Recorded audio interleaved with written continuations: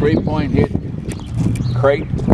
This is 7.5 foot wide.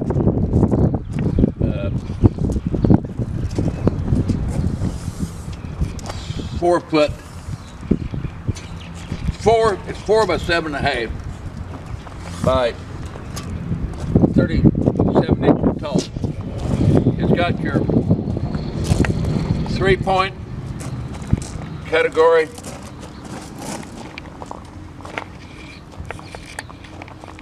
Category 1 pins. You put what you want in there. It's got your steel clear underneath this thing.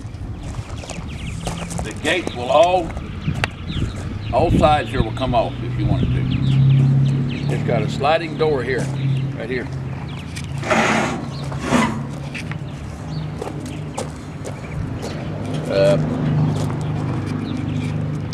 But there's some rust spots right here.